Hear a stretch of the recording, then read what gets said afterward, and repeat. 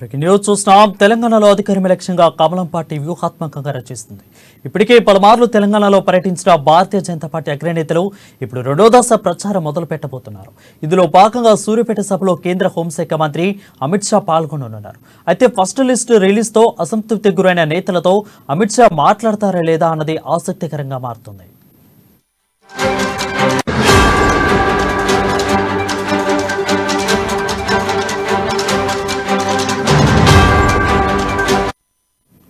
ఇక తెలంగాణ అసెంబ్లీ ఎన్నికల్లో బీజేపీ దూకుడు పెంచుతుంది.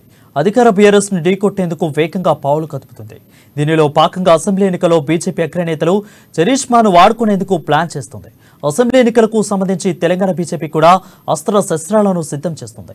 ఇప్పటికే ప్రధాని నరేంద్ర మోడీ గత నెలలో మహబూబ్ నగర్, నిజామాబాద్ జిల్లాలో పర్యటించారు. ఆయా పర్యటనలో తెలంగాణ ప్రజలకు పలు హామీలను ఇచ్చారు. బీజేపీ చీఫ్ జేపీ నడ్డాతో పాటు కేంద్ర హోంశాఖ మంత్రి అమిత్ షా కూడా పలు జిల్లాలో ప్రచారం నిర్వహించారు. ఆయా సందర్భాలలో బీఆర్ఎస్ పార్టీపై విమర్శల వర్షం గుప్పించారు బీజేపీ అగ్రనేతలు. అయితే ఇప్పటికే హైదరాబాద్ కు చేరుకున్న అమిత్ షా పెరేడ్ గ్రౌండ్స్ లో నిర్వహించిన నేషనల్ పోలీస్ అకాడమీలో 75వ IPS batch passing out parade లో పాల్గొన్నారు. ఇక అనంతరం మధ్యాహ్నం 3 గంటలకు బేగంపేట విమానాశ్రయం నుండి హెలికాప్టర్లో సూర్యాపేటకు బయలుదేరనున్నారు. సాయంత్రం 4 గంటల నుంచి 5 గంటల వరకు సూర్యాపేట బీజేపీ ఎన్నికల ప్రచార బహిరంగ సభలో హాజరు కానున్నారు. సభ ముగింపు తర్వాత బేగంపేట చేరుకుని సాయంత్రం 5:45 నిమిషాలకు హైదరాబాద్ నుండి ఢిల్లీకి అమిత్ షా పయనం అవుతారు. అమిత్ షా పర్యటన దృష్ట్యా భారీ బందోబస్తు ఏర్పాటు చేసింది పోలీస్ యంత్రాంగం.